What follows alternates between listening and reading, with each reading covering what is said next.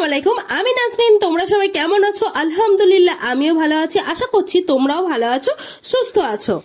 দেখো, ছাতু পুরি আর তালের ফুরুলি, ছাতু পুরি আর তালের ফুরুলি, আর দেখো আদা দিয়ে লিকার চা। তো এইটাই সকালবেলা খাওয়া দাওয়া করব। কাল রাত্রে তালের ফুরুলি করেছিল আম্মু, তো সেটাই আমি সকালবেলা নিয়ে খাওয়া দাওয়া করব। তো তালের ফুরুলি তুলে নিয়েছি। তালের ফুরুলি কিন্তু আমার খুবই ভালো লাগে খেতে, আর এখন তো তালের সিজন প্রায় শেষই হয়ে যাচ্ছে, ওই জন্য আরোই বেশি ভালো লাগছে তালের ফুরুলি। খুব ভালো লাগছিল, একদম সকালবেলা ঘুম থেকে উঠে চা, তালের ফুরুলি আর ছাতু পুরি, বেশ ভালো লাগছিল। চাটা না খেয়ে বেশ গলাটা একদম আরাম হয়ে গেল, আসলে ঠান্ডা লেগেছে তো ওই জন্য। দেখো তালের ফুরুলি তো খাওয়া হয়ে গেছে, এবার আমি ছাতু পুরি খাবো। ছাতু পুরি দিয়ে হচ্ছে চা, সকালবেলা এটাই খাবো। তো ছাতু পুরি আমি একটু নিলাম, নিয়ে একটু চা খাবো। গলাটা এত ব্যথা হয়েছে না, কি বলবো, ভীষণ ব্যথা হয়েছে। তোমরা সবাই সাবধানে থাকবে। তো খুব ভালো লাগলো। তারপর আম্মু বলল যে চল পেঁপেগুলো পেকে গেছে কি দেখে আসি। এবার আমি আর আম্মু বাগানে চলে এসেছি। দেখো, বাগানে চলে এসে দেখছি পেঁপে আগের দিন পাড়তে বলেছিল, পাড়া হয়নি। তো এসে দেখছি বড় একটা পেঁপে খেয়ে নিয়েছে। আম্মু তো দেখে খুবই খারাপ লাগছিল যে আগের দিন বললাম তোরা পারলি না। তো ভাই যেহেতু বাড়ি ছিল না, তা আম্মু লাঠিটা দিয়ে পাড়ার চেষ্টা করছিল। দেখো এই দুটো পেরেছে, একদম পেকে গেছিল, এই দুটো হয়তো খেয়ে নিত, ভাগ্যিস এসে পেরেছে। আর অনেক পেঁপে গাছগুলো এত বড় বড় হয়ে গেছে যে পাড়া খুব সমস্যা। আর লাঠি দিয়ে গুঁতো মারলে না একদম কেমন গলে যাওয়ার মতো হয়ে যায়। একদম পাকা পাকা পেঁপে থাকলে না নিচে পড়লে একদম নষ্ট হয়ে যায়, সেটা আর খাওয়া যায় না। ওই জন্য আম্মু বলছিল যে একটু কাঁচা কাঁচা মতো পারলে একটু রেখে দিলেই তারপর পেকে যাবে, একদম ডেসে যাবে, সেরকম করলে পেকে যাবে। পুরো পাকা পাড়তে গেলে না নিচে পড়লে একদম ফেটে নষ্ট হয়ে যায়। তো তারপর আমি এমনি দেখতে গেছিল, দেখেছি যেই নষ্ট হয়ে গেছে, তারপর আম্মু বলে যা তুই বাড়িতে গিয়ে চুপড়ি নিয়ে আয়। তো আমি চুপড়ি নিয়ে চলে আসতে দেখছি আম্মু অনেকগুলো পেঁপেই পেরে নিয়েছে। দেখো অনেক কটা পেঁপেই পেরে নিয়েছে। আমিও দেখছি আস্তে আস্তে তুমি এতগুলো পেঁপে পেরে নিলে। আর যেহেতু ঝড় বৃষ্টি হচ্ছিল, আর গাছটা তো প্রচুর ভারী হয়ে গেছিলো, তা আম্মু বলছে ভারী হয়ে গেছে, পেঁপে যদি না পারি তাহলে হয়তো গাছটা পড়ে যেতে পারে, পেঁপেগুলো হয়তো পড়ে যেতে পারে। ওই জন্য আম্মু ওই ভেবেই এই পেঁপেগুলো পেরে নিয়েছে ফটাফট। আর আম্মুকে বললাম তুমি চুপড়িটা ধরো, আর আমি পেঁপেগুলো তুলে তুলে দিচ্ছি। তো সেই মতোই আমি পেঁপেগুলো তুলে তুলে দিচ্ছিলাম। পেঁপেগুলো সাইজ দেখেছো বন্ধুরা কতটা ভালো হয়েছে?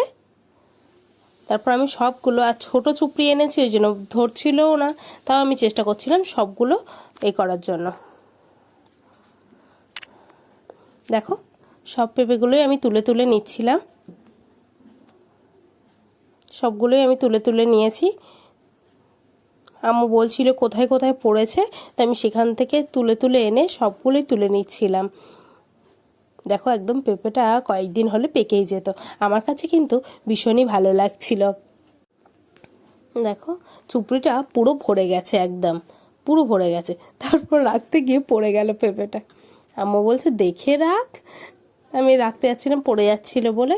তো তারপর দেখো এই পেঁপে গাছটা পুরো একদম হাওয়ায় নড়ছিল বলে তারপর এটাও পাড়ার চেষ্টা করছিল যে এই গাছ থেকে পারা যায় কিনা।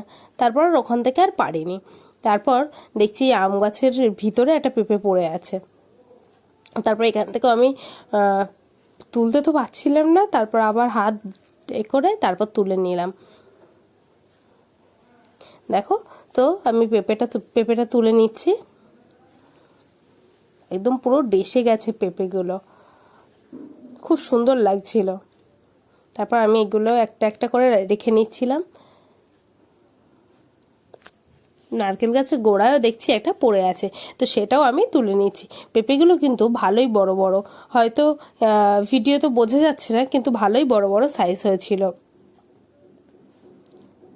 দেখো পেঁপেগুলো সব আমি এক জায়গায় করে নিয়েছি, আর খুব ভালো লাগছিল আমার কাছে, জানো তো, এরকম পেঁপে কালেক্ট করতে। তারপর দেখো তুলতে তুলতে আমার হাতে পুরো কাদা লেগে গেছে, তোমাদেরকে আমি সেটাই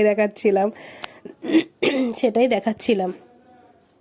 তারপর আম্মু বলছে দেখা পারবি, তাই আমি বলছি দেখি আমি একটা পেরে দেখি। আমিও চেষ্টা করছিলাম পারার জন্য, কিন্তু ওই যে এই লাঠিটা এত ভারী, আসলে এটা লম্বু গাছের ডাল কি গাছ যাই হোক হবে।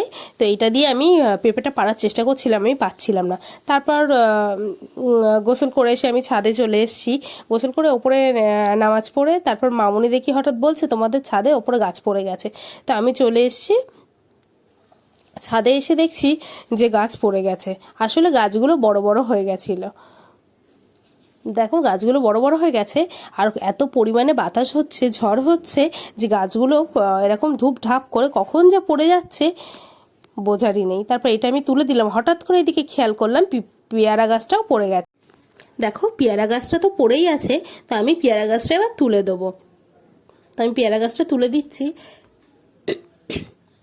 আসলে পেয়ারা গাছগুলো এত বড় হয়ে গেছে দেখো, ওই জন্য ঝড় হলেই পড়ে যায়। তারপর দেখো আমি হঠাৎ খেয়াল করলাম জবা গাছের ফুলগুলো একসঙ্গে 3টে ফুল ফুটেছে। আমি তো দেখে খুব ভালো লাগছিল, এত ভালো লাগছিল, একটা দুটো করে ফোটে, কখনো 3টে এরকম ফোটেনি। তো ফুটেছে, আমার এত ভালো লাগছিল কি বলবো। আর জবা গাছে কিন্তু অনেক কুড়ি এসেছিল, কুড়িতে একদম ভরে ছিল গাছটা, খুবই ভালো লাগছিল জানো তো, একসঙ্গে কি সুন্দর কালারটা, তাই না? আমার কাছে কিন্তু বেশ ভালো লাগে। তো দুপুরবেলা ছাদে এসেছি, ছাদে এসেছি, আকাশটা মেঘলা হলেও কিন্তু ভালোই একটা গরম ছিল। দেখো ফুল গাছটা কত ভালো লাগছে, আমার তো খুবই ভালো লাগছিল।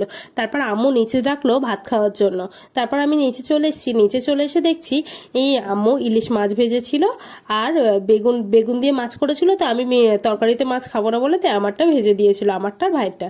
তো এইটা দিয়ে আজকে ভাত খাওয়া দাওয়া, এটা দিয়েই দুপুরবেলায় লাঞ্চ করে নেবো, বেগুন তরকারি আর ইলিশ মাছ।